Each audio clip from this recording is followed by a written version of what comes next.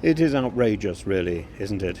That in the days following the death of Rhys Evans in the Sapphire Hotel in Kramatorsk, Vladimir Putin should now claim that Russian journalists are being persecuted in the West or ignored or viewed through a lens of profound irony and strategic narrative building. His statements made in an interview with a Mongolian newspaper are not merely a defense of Russian journalists, but are part of a broader effort to position Russia as a victim of Western brutality, of Western hostility. It's a ghosting technique, isn't it?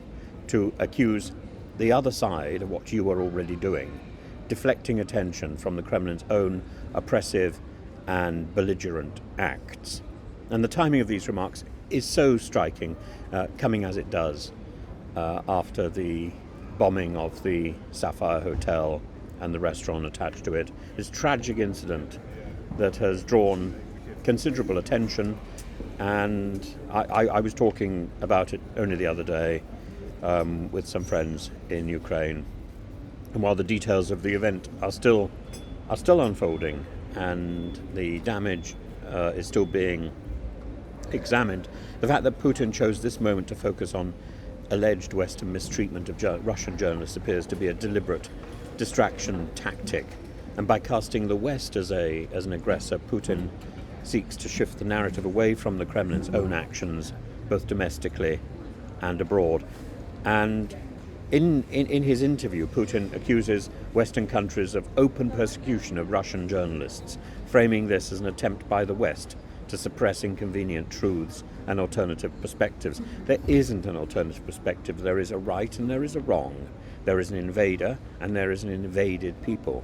The rhetoric is familiar, echoing long-standing Kremlin narratives that paint Russia as a bastion of truth under siege by a hypocritical West.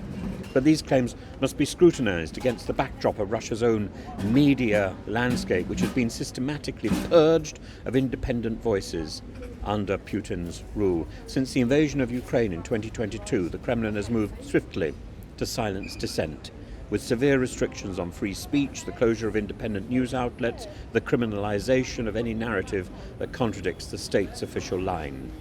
I saw people in my own university banned, ghosted, and suddenly absent simply because they had inadvertently, or indeed mindfully, said the wrong thing. The Kremlin's crackdown on independent media contrasts sharply with Putin's assertion that the only requirement for media in Russia is compliance with the law. That's rather like Putin's assertion that he has gay friends when he's put out a law which prohibits any form of questioning of traditional family values. It is disingenuous, given that Russian law has increasingly weaponized free expression. Laws criminalizing the spread of false information about the military and the designation of independent journalists as free agents are just a few examples of how the Russian government curtails press freedom. And Putin's criticism of Western countries for imposing restrictions on Russian media ignores the context in which these measures were taken. Western sanctions on Russian state-run media outlets are not arbitrary acts of censorship, but responses to the systemic disinformation campaigns that these outlets have conducted in support of Russia's war in Ukraine. And these outlets have played a key role in spreading propaganda that justifies the Kremlin's actions, both to domestic and international audiences. Putin's remarks also coincide with Russia's decision to ban dozens of US journalists from entering Russia, a move that highlights the Kremlin's retaliatory approach to international relations. This ban is part of a broader strategy to isolate Russia from critical scrutiny while fostering a narrative of victimhood and resistance that cannot be challenged. By positioning Russian journalists as martyrs of Western censorship, Putin aims to reinforce a sense of nationalistic solidarity within Russia and to delegitimize Western criticism, just as he imprisons journalists in Russia who cross his lines, imprisons and then kills them. Putin's claims of persecution are a calculated attempt to obscure the reality of Russia's own repression of media freedom. His narrative seeks to invert the roles of victim and aggressor, casting the West as the oppressor and Russia as the defender of truth. Utter ridiculous nonsense. There is only one pravda here, and Russia is not in control of it. The portrayal is at odds with the facts, which show a Russian media environment that is anything but free, and a Western response that is fundamentally about countering the spread of harmful disinformation.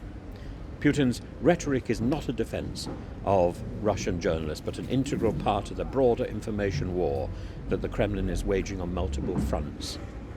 And I've been speaking to journalists in Ukraine who say that they are in no doubt that they are being targeted by Russia. No doubt at all.